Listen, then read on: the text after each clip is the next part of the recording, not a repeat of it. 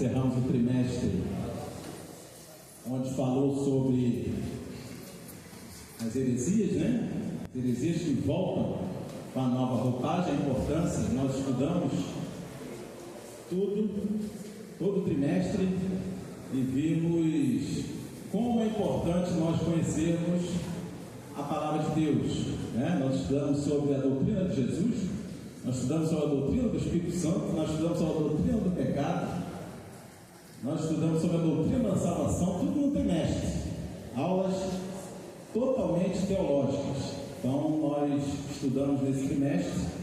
Se você aproveitou, tenho certeza que você cresceu espiritualmente. E nesse novo trimestre nós vamos estudar acerca de Jesus sob o olhar do apóstolo do amor, sob o olhar do apóstolo João. Então vamos estudar Jesus, a cristologia, né? Continuamos no tema teológico, cristologia de Jesus, só que com foco no Evangelho de João. Então hoje a aula introdutória nesse trimestre, o comentarista é o pastor Elienay Cabral, se eu não me engano ele é de Rio Grande do Norte, né? Brasília.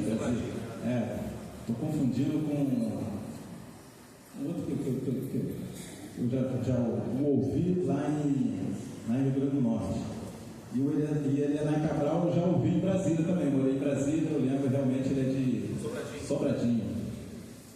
Então ele é o comentarista, é um dos autores de vários livros, autor da CTAD, comentarista, foi comentarista de várias revistas, e ele volta então a comentar a revista desse trimestre, segundo trimestre de 2025. O título é "E o Verbo se fez carne, Jesus sob o olhar do apóstolo do amor". Então nós vamos estudar acerca de Jesus, sendo que na ótica de João, né? Nós temos os evangelhos sinóticos, que são Mateus, Marcos e Lucas. Por que sinóticos? Porque eles são escritos através da mesma ótica, e João escreve sobre uma ótica diferente. Então nós vamos ter lição nesse mês, essa primeira introdução, vamos ter o novo nascimento, a verdadeira adoração, Jesus o pão da vida, a verdade que liberta, depois nasceis o bom pastor e suas ovelhas, eu sou a ressurreição e a vida, uma lição de humildade, o caminho, a verdade e a vida, a promessa do Espírito, a intercessão de Jesus pelos discípulos, do julgamento à ressurreição e renovação da esperança. Então, irmãos, esse trimestre eu tenho certeza que será uma grande bênção dos ensinamentos. Não tem, é o assunto principal da nossa vida, da Bíblia, da nossa carreira cristã, que é Jesus Cristo. Então nada melhor que nós nos aprofundarmos acerca desse assunto. Todo cristão deveria se aprofundar, conhecer o máximo que puder, extrair o máximo, tanto da palavra de Deus, quanto nos sermões, quanto nas aulas, acerca do ensinamento sobre o nosso Salvador, sobre Jesus Cristo, o autor e consumador da nossa salvação. Glória a Jesus. Então, lição de número 1, hoje 6 de abril de 2025, e o título dessa primeira lição é "O Verbo que se tornou em carne". O Verbo que se tornou em carne, que está lá em João 1,14, que é o versículo, é o texto áureo desta lição, que diz assim: "E o Verbo se fez carne e habitou entre nós, e vimos a sua glória, como a glória do unigênito do Pai, cheio de graça e de verdade". João capítulo 1, versículo 14. Verdade prática: o Verbo de Deus inseriu-se na história, assumindo a forma de homem para redimir os pecadores. O Verbo de Deus, Jesus Cristo, inseriu-se na história assumindo a forma de homem para redimir os pecadores. Então nós estudamos no trimestre passado acerca da encarnação de Jesus. O tema era sobre heresias, e várias heresias surgiram justamente com a temática da encarnação de Jesus. Então vocês lembram que foi algumas correntes acreditam que Jesus não encarnou, que era um fantasma, era uma lenda, né? Que Jesus não era 100% homem, 100% Deus. Então nós estudamos isso todo esse trimestre. Agora, nesse trimestre nós vamos ver o propósito. Assumir a forma de homem para redimir os pecadores. É o propósito da encarnação de Jesus. Jesus encarnou, Jesus se tornou um homem para nos redimir de nossos pecados. Essa foi o propósito principal. Cumprir o plano da salvação. Nós, no Evangelismo nos Lares, a gente leva o plano da salvação. E existe um plano. Eu falei em palestra aqui, falei em palestra em outras igrejas que eu fui falar sobre Evangelismo nos Lares, que existe um plano de salvação e que esse plano todo cristão deveria conhecê-lo, pelo menos a sua estrutura, né? Então, desde a criação de todas as coisas, a criação do homem, a queda, o pecado, a nação de Israel, a criação da nação de Israel, a tribo de Judá, até a vinda de Jesus. Então era muito importante que todo cristão conhecesse essa temática. Vamos à leitura bíblica e clássica, está em João, capítulo 1, do versículo 1 ao 14. Eu vou ler, os irmãos acompanhem, por favor. João capítulo 1, versículo 1 ao 14. No princípio era o Verbo estava com Deus, e o Verbo era Deus. Ele estava no princípio com Deus. Todas as coisas foram feitas por Ele, e sem Ele, nada do que foi feito se fez. Nele estava a vida, e a vida era a luz dos homens. E a luz resplandece nas trevas, e as trevas não a compreenderam. Houve um homem enviado de Deus, cujo nome era João. Este veio para testemunho, para que testificasse da luz, para que todos crescem por ele. Não era ele a luz, mas veio para que testificasse da luz. Ali estava a luz verdadeira, que alumia a todo homem que vem ao mundo. Estava no mundo, e o mundo foi feito por ele, e o mundo não o conheceu.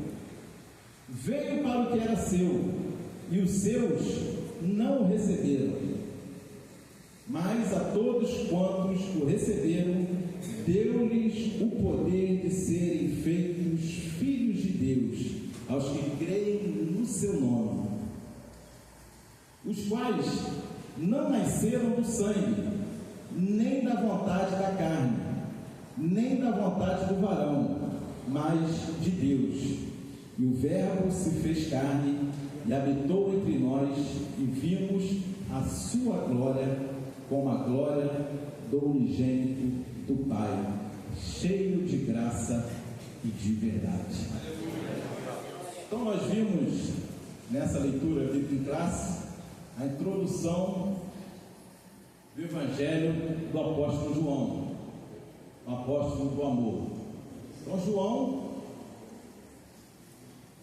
viveu com Jesus, aprendeu com Jesus, caminhou com Jesus. Então nada melhor do que alguém que viveu, que teve experiência. João teve experiências com Jesus. João, ele se autodeclara o apóstolo amado. É tão bom, seria tão bom, é tão bom quando nós pegássemos isso de João, aprendêssemos isso de João, porque nós somos, João está mostrando para todos nós somos filhos filhos amados do Deus Todo-Poderoso. Jesus te ama. Assim como João sentia isso. Ele declara porque ele sentia. E nós precisamos sentir esse amor. Nós precisamos sentir o amor de Cristo em nossas vidas.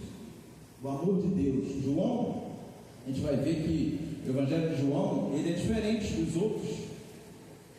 E uma das diferenças é justamente que João não traz a genealogia de Jesus. João vai apontar Jesus como Deus. E João teve essa intimidade. João teve essa experiência de ver olho com seus próprios olhos aquilo que Jesus realizou, aquilo que Jesus ensinou, aquilo que Jesus fez por nossas vidas. Todo o trabalho iniciado por Jesus. Glória a Deus. Feita a introdução, passar para o nosso pastor. Glória a Jesus, como eu havia comentado, nosso pastor vai dar prosseguimento a esta grande oportunidade em nome de Jesus.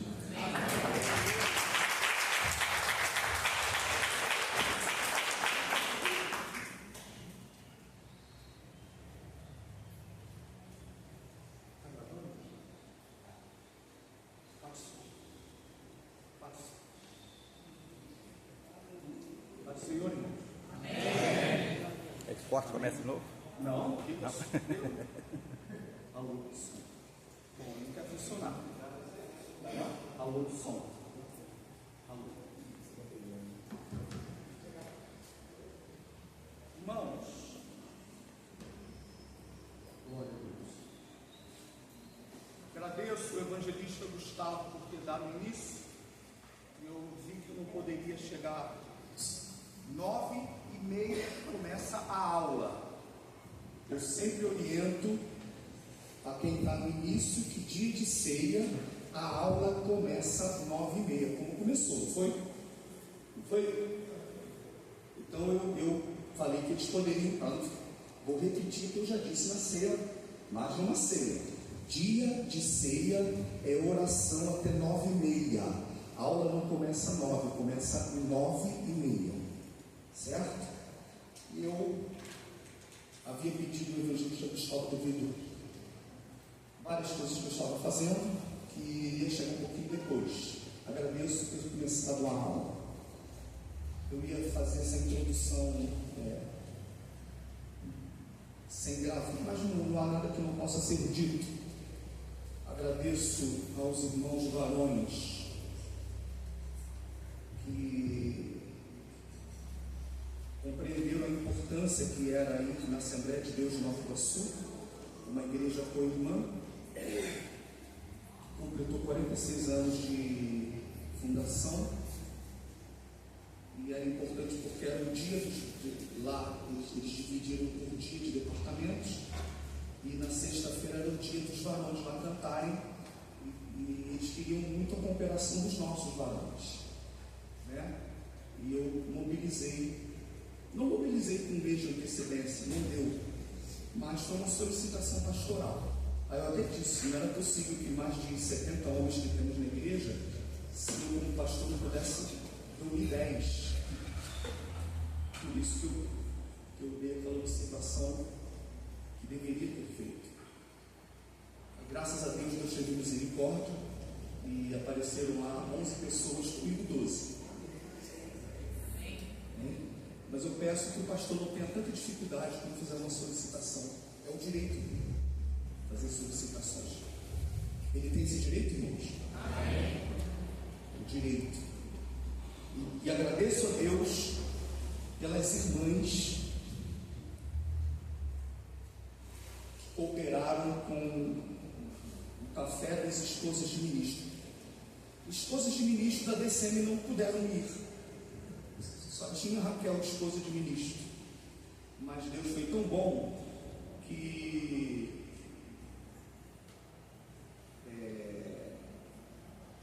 toda mulher assembleana cujo pastor presidente está vinculado a SEAB é ufadegiana.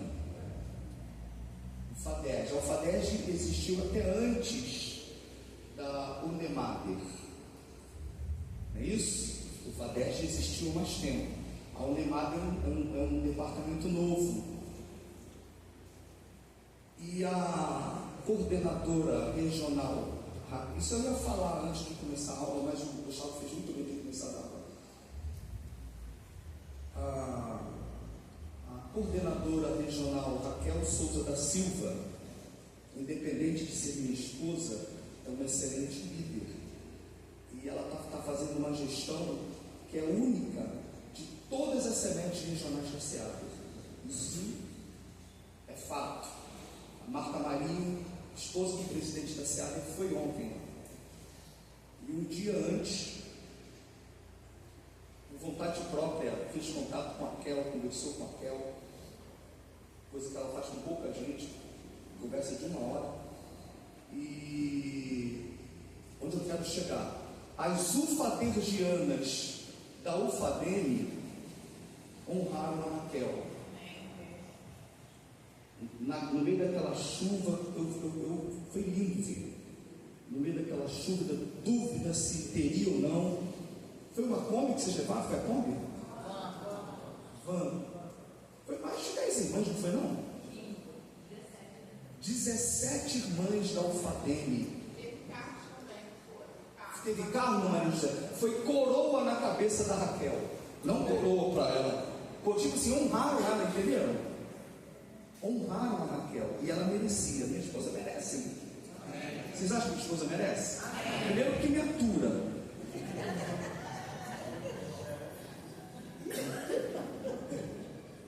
Eu sei, eu entendi. Vocês aí. Vocês têm que me aturar também, porque Deus me botou aqui, não quero entender. Tá bom, irmão? Tá legal? Aliás, eu não pedi para ele entrar, não, foi ele que botou. Não vou cantar que vai reclamar, né? Mal resolvido. Amém? Foi Deus que botou. Então, eu não tenho dúvida nenhuma disso. Mas ela vocês foram coroa na cabeça dela. E sabe que fazendo bem a ela faz bem a mim. Né? E como foi bonito, viu? Parabéns, irmãs UFADEM. Todas vocês que foram, parabéns. Tá? E as irmãs esposas de ministros locais foram. Irmãos, foi uma coisa tremenda. Então, parabéns os irmãos que foram comigo na sexta-feira. Parabéns às irmãs que foram com a Raquel no sábado pela manhã. Eu tive que dizer isso. Continuando a aula. No princípio era o Verbo, e o Verbo estava com Deus, e o Verbo era Deus. Ele estava no princípio com Deus. Todas as coisas foram feitas por Ele, e sem Ele nada do que foi feito se fez. Nele estava a vida, e a vida era a luz dos homens. A luz resplandece nas trevas, e as trevas não prevaleceram contra ela. E o 14 diz: e o Verbo se fez carne e habitou entre nós. A igreja pode dizer amém? Amém. O Evangelho de João foi escrito de forma distinta dos chamados evangelhos sinóticos. E o que significa evangelhos sinóticos? São os evangelhos analisados sob a mesma ótica, sob o mesmo prisma. E os evangelhos sinóticos são Mateus, Marcos, Lucas.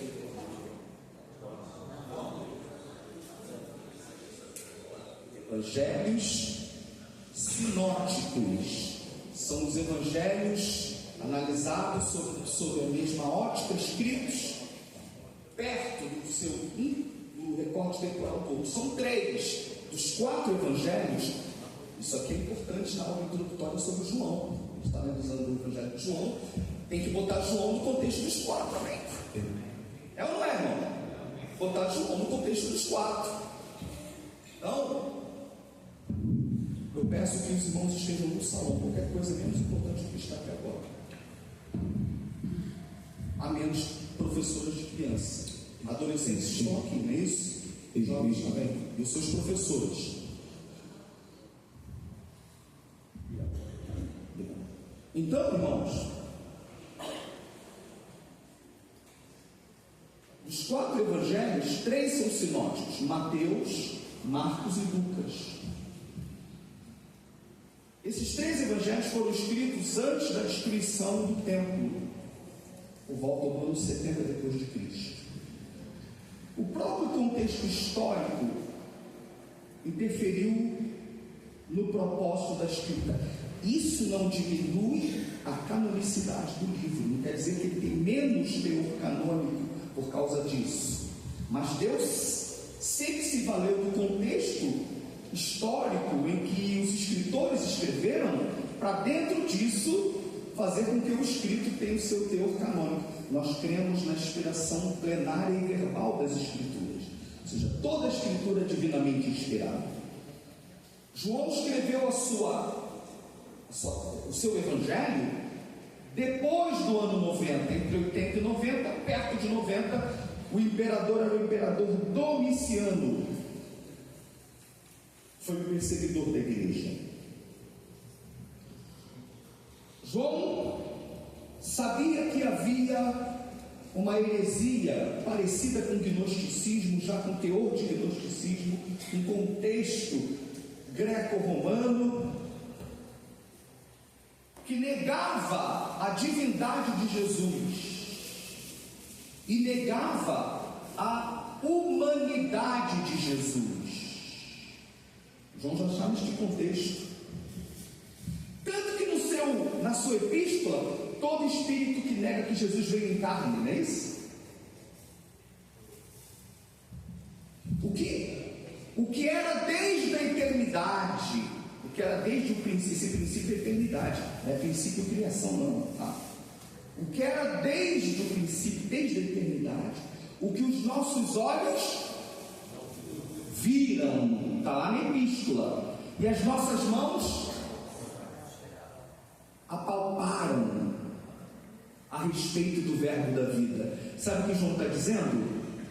O verbo é Deus, e o verbo se fez carne, foi tocado, foi sentido. João reclinava sua cabeça sobre os ombros do verbo. Aleluia.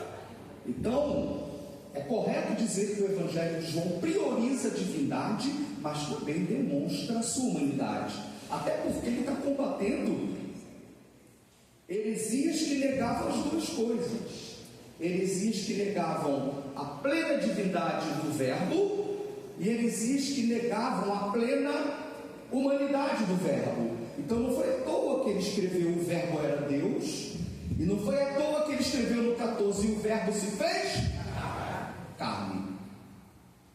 Então João tem um princípio doutrinário no seu evangelho. Ele está combatendo essa heresia, certo? Então ele mostra Jesus como Filho de Deus, mas que veio em carne. E ele diz o propósito: para que creiais que ele é o Filho de Deus, e crendo tenhais a vida eterna. A palavra Zoe, Aion, ela é muito lembrada no Evangelho de João. Vida eterna, vida eterna. Eu preguei sexta-feira em Nova Iguaçu, eu falei no aspecto da vida, Jesus é o caminho, a verdade. Eu analisei cada uma delas, e a palavra vida é bem destacada no Evangelho de João. Ele quer dizer que Jesus é vida, e vida eterna, porque ele é eterno, e só ele pode dar a vida. Então, para o propósito, no capítulo 1 ele apresenta Jesus, e no último capítulo ele resume o propósito, né? Ele resume o propósito. Então, irmãos, dentro desse contexto, nós temos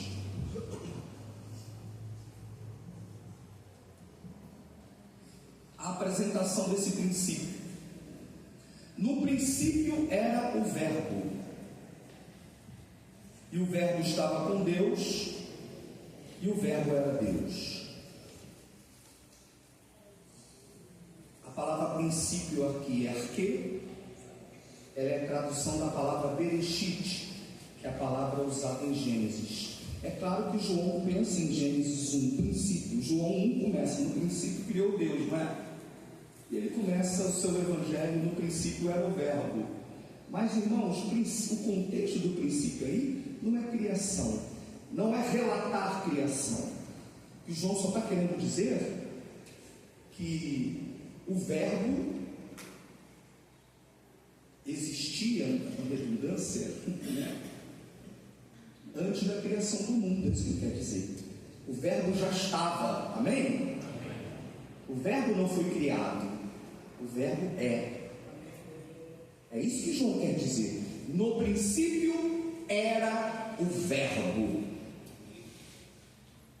Aí você tem que contextualizar João 1:1 com a epístola. Vá lá para a epístola, por favor. Lá para a epístola.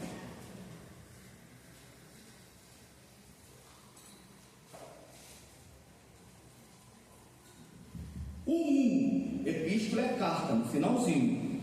O que era desde o princípio.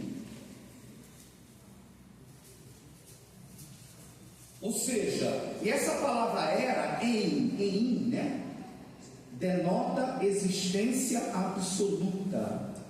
Esse era, em, né? Significa sempre existiu. O que estava desde o princípio. Aí você concordando com no princípio era o Verbo, o que João quer dizer mesmo é, antes de tudo, o Verbo estava com o Pai. Esse é o sentido. Por isso que eu gosto quando eu prego sobre princípios, embora João ele tenha em mente essa conciliação de Gênesis 1 com João 1, mas ele quer dizer aí é que o Verbo é eterno. Por isso que eu gosto quando eu faço divisão e prego sobre no princípio, que o teu aqui é princípio na eternidade. Entendeu?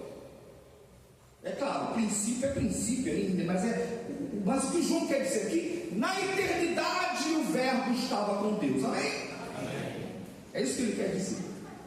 Antes de Gênesis 1, o Verbo estava com o Pai. Por isso que eu gosto de dividir João 1, o contexto é a eternidade, o princípio na eternidade. Gênesis 1, princípio na criação. Vai ligado. O terceiro princípio, Marcos 1:1, abre rapidamente. Evangelho de Marcos, capítulo 1, versículo 1. O que está escrito? Marcos 1:1. Quem achar pode ler. Princípio do Evangelho de Jesus Cristo, Filho de Deus. Mais uma vez a palavra princípio, amém? Então, princípio aí é o início do Evangelho. Então, liga comigo aqui, João 1, o contexto é princípio, eternidade, amém? Gênesis 1:1, princípio, criação. Marcos capítulo 1, princípio, revelação do Evangelho, amém? Princípio do Evangelho, né? E o quarto é princípio, pessoa, Jesus Cristo. Eu sou o alfa, o ômega, primeiro e último, princípio e o fim. O quarto princípio é princípio, pessoa, né? Aleluia. Aí já é uma pregação. De certa maneira demonstra a eternidade dele. Quando fala, eu sou o alfa e o ômega, a primeira letra do alfabeto grego, e sou o ômega, a última letra do alfabeto grego. Eu estou no início e no fim, senhor, né? O primeiro e o último ali é protos e scatos. O primeiro e o último. Mas também fala o princípio e o princípio, arque, e o fim, telos. Eu sou alfa e ômega, início de tudo, fim de tudo. Amém? Primeiro e o último, protos e scatos, o primeiro e o último. O princípio e o fim, arque e telos. Quer dizer, Jesus é eterno. Por isso que essa questão de Jesus ser, isso aqui é importantíssimo. Se quiser preciso ver. Por isso que a nossa fé é diferente da fé de toda outra religião, de qualquer religião. É por isso que a morte é uma coisa terrível. E o ministério pastoral tem essas coisas. Em 2 dias eu tive que estar presente em 2 sepultamentos. Na época da pandemia, eu ia muito a sepultamento. Vocês lembram disso? Muitos ficavam preocupados. Pastor, para de ir. Não, tem que ir. Pastor tem que ir. Não é, irmão? Pastor tem que ir. Eu ia. Colegas da convenção, né? Amigos de outras igrejas, parentes. Ontem fui, sexta-feira, foi o sepultamento da querida mamãe da irmã Rosinelli, que era sogra do Diácono Marcos Leite. Eu fui representando a igreja, eu era a DCM lá, os irmãos não puderam ir, tinha um membro da DCM, além da família, pastor da igreja, entendeu? E eu sei que os irmãos tiveram dificuldade, era dia de semana, Campo Grande, eu estava lá, não tem, era estar ou estar, concorda? Estava lá no sepultamento, levei o carinho da DCM, e ontem a parte mais difícil do querido tio Moisés, né? Estava o pastor Aulindo, missionário Isabel Melo, presbítero Daniel, irmão querido, e sabe o que eu lembrei? Que a fé em Jesus, ela transcende qualquer outra crença. Sabe por quê? Porque só Jesus pode dizer: eu sou o primeiro e o último. Eu sou alfa e ômega. Eu sou princípio e fim. Quer dizer, Ele é eterno. E se Ele é eterno, Ele pode dar a vida eterna. Quem morre com Ele morre na segurança. Morrer com Cristo é morrer com segurança e morrer na esperança. 2 coisas diferentes. Espero que todos nós sejamos a geração do arrebatamento. Não é? Espero que todos nós sejamos a geração. Mas se algum de nós tiver que passar para a eternidade, guarda essas 2 palavras. Com Cristo é morrer com segurança e na esperança. Entendeu? Ó, morrer com Cristo é morrer com segurança, porque vai estar com Cristo, que é muito melhor. Foi Paulo quem disse: de ambos os lados estou em aperto, tendo o desejo de partir e estar com Cristo, que é muito melhor. Então, irmãos, quem morre com Cristo não morre no desespero, morre com segurança, mas morre na esperança. Que esperança? Eu sou a ressurreição da minha vida. Quem crer em mim, ainda que morra, viverá. É a esperança da ressurreição dos mortos. E por que temos essa segurança? Porque Jesus é o primeiro e o último, é o princípio e o fim. Entenderam o contexto de princípio? Então eu já apresentei aqui para vocês pelo menos 4 aspectos do princípio. E o Evangelho de João, que é o que vamos estudar, analisa princípio no Evangelho de João. Lembra os 4 princípios? Já foi mensagem que eu preguei outras vezes aqui? 4 aspectos do princípio. O primeiro, a ênfase a eternidade. No princípio era o verbo, ou seja, antes que o mundo fosse criado, o verbo já era, já existia. Por isso que a carta diz o que era desde o princípio, né? E esse era denota existência absoluta em, né? Arque em, no princípio era, ou seja, na eternidade o verbo estava com o Pai. Quem crê na eternidade de Jesus? Eu creio mesmo que a vida de Jesus não começou só na vida dele humana, não é isso? Eu creio nisso, irmãos. Isso chama-se pré-existência de Jesus, Cristo pré-existente, né? O segundo princípio é o princípio da criação. Lá na eternidade houve um princípio de criação. Gênesis 1: no princípio criou Deus os céus e a terra.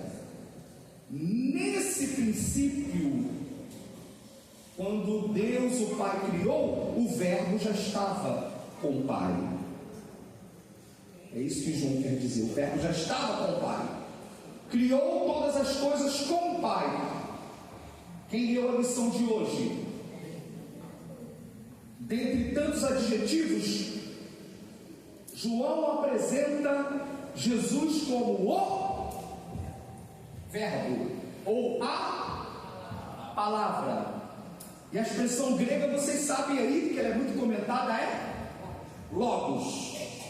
Logos, logos, verbo, palavra. Jesus, a palavra encarnada, o discurso que se materializa, o verbo que tabernaculou. Glória a Deus.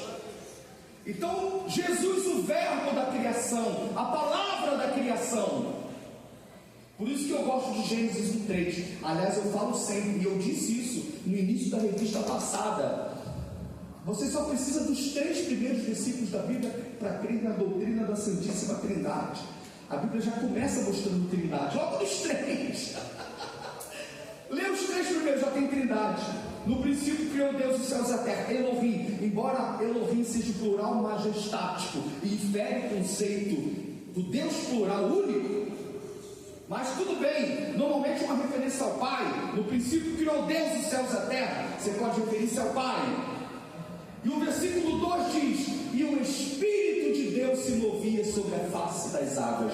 Segunda pessoa, o Espírito. E no 3, e disse Deus, para aí, não lê de qualquer maneira não, disse Deus, palavra da criação, verbo da criação. E João diz: todas as coisas foram feitas pelo verbo. Você pode glorificar o Senhor? É para o Senhor, irmão.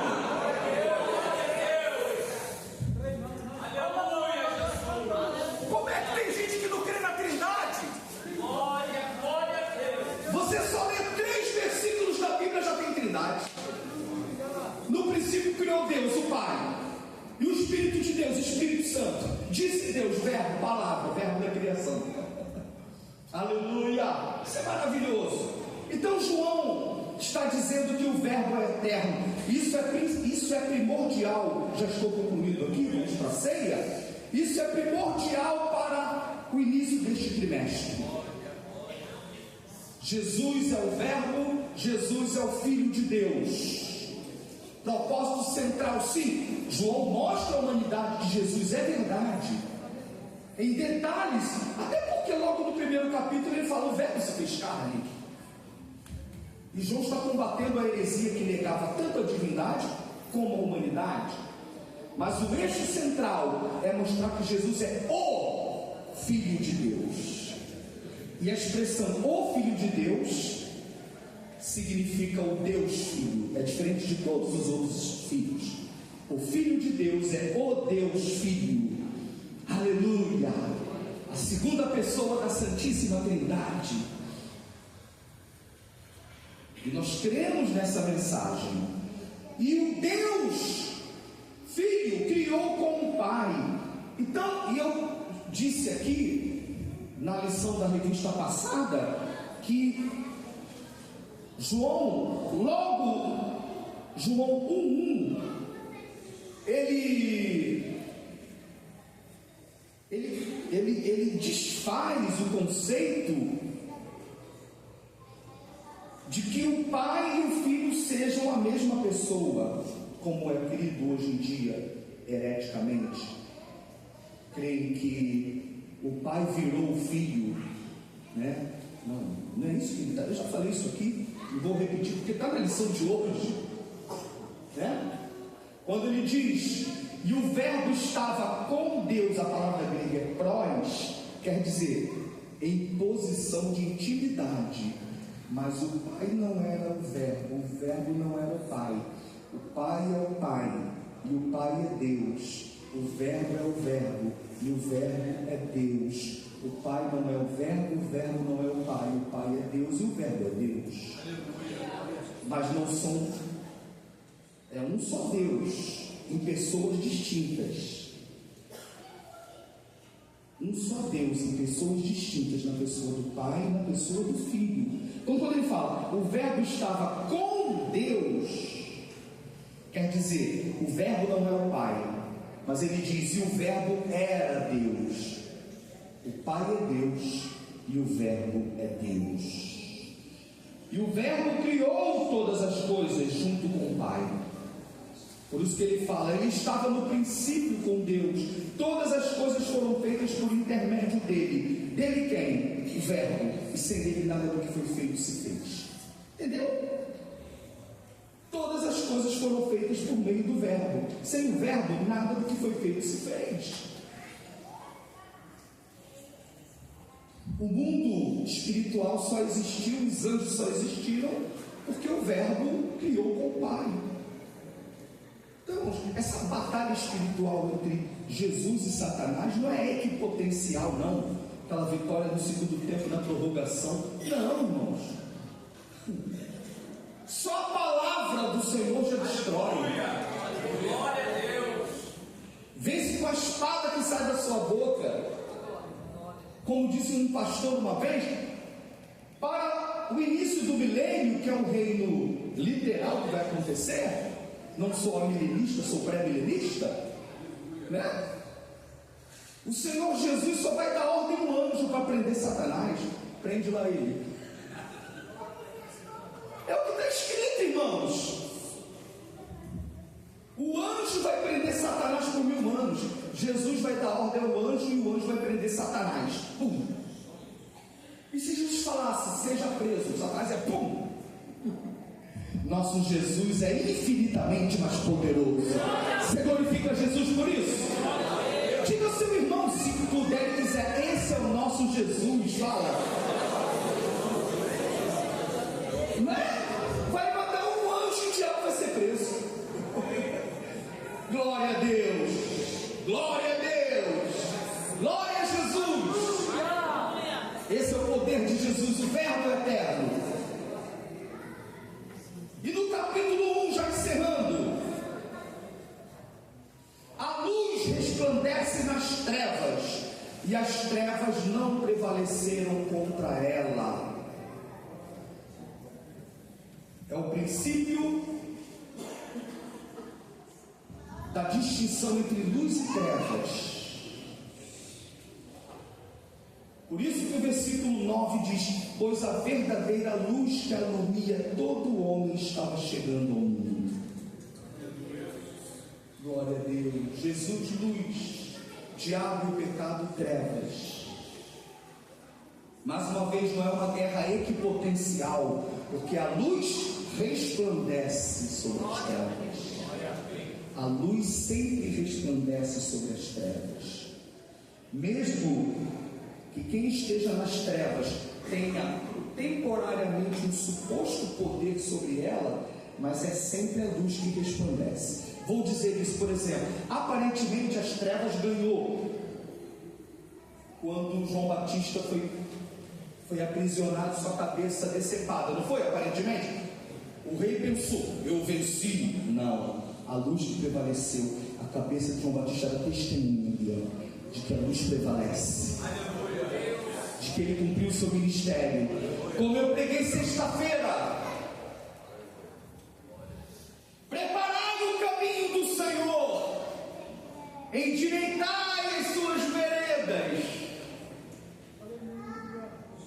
O ministério de João Batista, preparar o caminho do caminho. Vou repetir, o ministério de João Batista, preparar o caminho do caminho. E eu falo, isso foi luz resplandecendo nas trevas. E o rei morreu sem Cristo, está no inferno.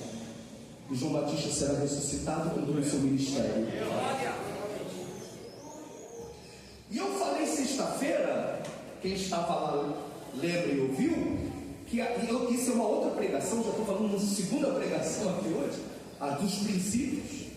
E a pregação de, eu preguei aqui já uma vez, igreja João Batista que havia de vir. Quem lembra dessa mensagem? Não sei quem lembra. Igreja João Batista que havia de vir. Isso é um simbolismo só, tá? Só não, mas é um simbolismo. Por que eu faço esse simbolismo? Porque João Batista era o Elias que havia de vir. Não é que João Batista fosse a reencarnação, até porque Elias nem morreu, né? Não quer dizer que, ou quer dizer que Elias desceu do céu e veio em forma de João Batista. Não, quando fala que Elias era o João Batista que havia de vir, era o mesmo princípio de ministério. Ele era o Elias que havia de vir, e João Batista cumpriu. Assim como Elias era o João Batista que havia de vir, a igreja é o João Batista que havia de vir, nesse sentido profético. Assim como Elias, João Batista preparou o caminho do caminho, porque Jesus é o caminho. Assim como João Batista preparou o caminho do Senhor para a sua primeira vinda, a igreja de Cristo prepara o caminho do caminho. Prepara o caminho do caminho, prepara o caminho para que alguém encontre o caminho. Isso tem um aspecto soteriológico e escatológico. Diga aqui, eu botei. Isso tem um aspecto soteriológico e escatológico. Quando fala a igreja prepara o caminho do caminho, quer dizer, as pessoas só podem encontrar o caminho se a igreja apontar o caminho que é Jesus. Por isso que Apocalipse diz: o Espírito e a noiva dizem vem. Quem ouça vem, quem quiser beba de graça a água da vida. Qualquer pastor que tem juízo vai sempre se alegrar e concordar com qualquer obra evangelística, missionária. É um cheiro de queimado. Ah, tá, obrigado, pronto. Agora liga aqui, então é lá fora, fica ligado aqui. Tá na rua, né? Obrigado. Então, irmãos, preparai o caminho, a igreja prepara. A igreja anuncia para que encontre um caminho. E preparar o caminho, ela anuncia a vinda de Jesus. Então quer dizer que o título preparar o caminho do Senhor ligado à igreja é pregar o evangelho para que encontre um caminho. A igreja prega para que encontre um caminho. E a igreja que tem que pregar, é só a igreja que tem que pregar. Senão as pedras clamarão. E segundo, preparar o caminho, a igreja tem que anunciar a volta do caminho. Então, a DCM, preparar o caminho do Senhor, significa pregue o evangelho para que encontre o caminho. E quem é o caminho? Quem é o caminho? Preguemos para que encontre o caminho. Quando a gente fala que quer o salão cheio, não é uma ostentação, não é nada disso. É porque Deus não daria a visão ao pastor Laurindo à toa. Deus deu a visão ao pastor Laurindo para que tivéssemos esse templo aqui enorme. É porque aqui tem gente suficiente para ser salva, que toda mesquita coubesse aqui dentro. Então fique incomodado com o banco vazio, irmão. Eu não acredito que não fique. Alguém veio quem tinha que vir. Eu não sou desse. Diz, eu sei, mas crente que faz revezamento, o cara está revezamento 0, 1. Hoje vai esses obreiros, hoje eu fico. Só deixa a pressão do pastor subir, não avisa ele não, tá? Ou acho que não tem que dar satisfação. Eu dou satisfação. A pressa que faz 0, 1. 0, 1. Hoje vão faltar nós pastéis de domingo à noite? Onde está? Às vezes eu descubro em foto. Né? Ou alguns membros, zerinho. Aí, vocês não sabem, fica eu aqui.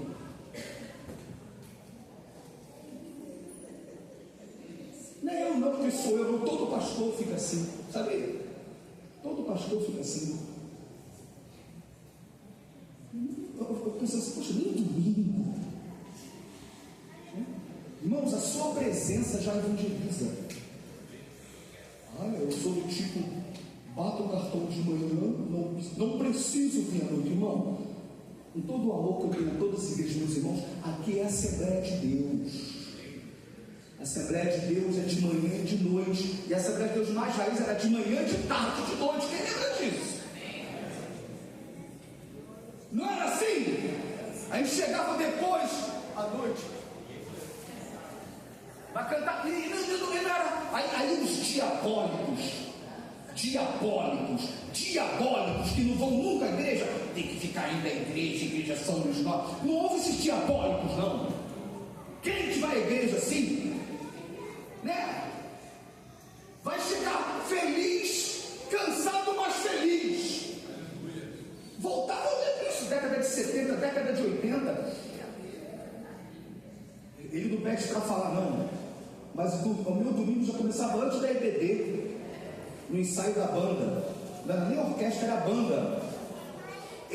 Vocês nos pegaram a fase boazinha dele. Ele é bom hoje.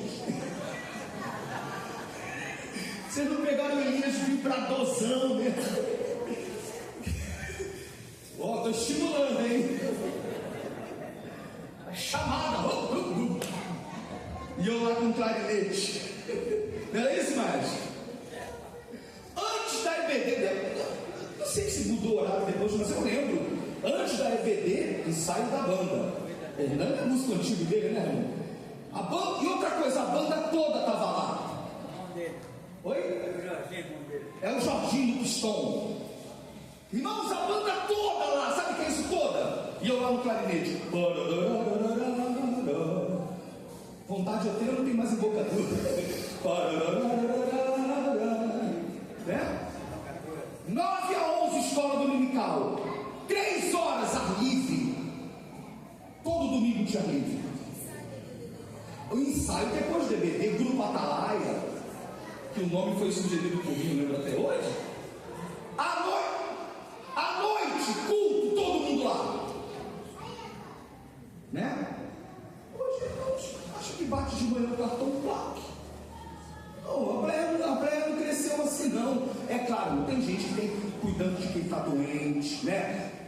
Escala de serviço, saúde, tem uma questão familiar. Irmãos, vocês me entendem, eu sei que tem isso tudo. Quando o caso é esse, tudo bem, a pessoa não pode, não é isso? Não pode. Pastor, estou tomando conta de um parente. Claro, irmão, você está certo, né? Pastor, estou de serviço hoje. Não falta o teu trabalho, está certo. Não é isso, irmãos? Não estou bem de saúde, claro, você não está bem de saúde. Né? São casos e casos, né? Casos e casos. Eu estou com um parente que precisa de mim por algum motivo. Você está certo. Amém, amados? Mas o irmão pode, né? Estar na casa do Senhor. Sabe por quê? Porque nós apontamos o caminho. Nós preparamos o caminho. João Batista preparou o caminho. Nós preparamos o caminho. Aleluia! Bendito seja o nome do Senhor. E a luz resplandece nas trevas, e as trevas não prevaleceram contra ela. E eu encerro aqui, dizendo: luz e trevas não coadunam. Luz é luz, trevas são trevas. Não se mistura trevas com luz. Não pode ser um yin yang, pouco treva, pouco luz. Ou a igreja é luz, ou está nas trevas. Igreja nunca vai estar nas trevas. A igreja sempre vai ser luz. Alguém pode se dizer pertencer à igreja estando nas trevas, está enganando a quem? A si mesmo. A pessoa está enganando a si mesma, porque a igreja sempre vai ser luz. Porque o mesmo Jesus que disse: eu sou a luz, ele também disse: vós sois a luz. Olha essa sintonia de Cristo com a igreja. Olha essa sintonia no Evangelho de João. Jesus disse: eu sou a luz do mundo, quem me segue não andará em trevas. Mas ele disse: vamos ficar de pé? Não, ele não disse vamos ficar de pé, eu estou dizendo vamos ficar de pé.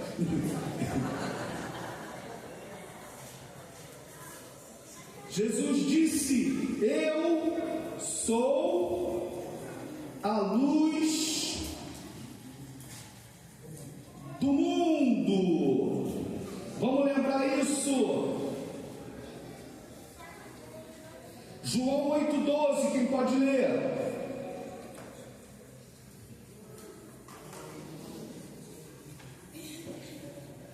Quem pode ler? Mais alto. Falou depois Jesus contra ele, dizendo: eu sou a luz do mundo, quem me segue não andará em trevas, mas terá luz na vida. Foi João 8,12, né? Aí Jesus diz: eu sou a luz do mundo. Aí Mateus 6,14 ele diz: vós sois a luz do mundo. A luz do Pai no Filho, a luz do Filho na igreja e a luz da igreja no mundo. Reflete no mundo. Vou repetir o que é importante. A glória do Pai no Filho, a luz do Pai no Filho, a luz do Filho na igreja e a luz da igreja refletindo no mundo, faz com que o mundo possa ver a glória do Filho e a glória do Pai.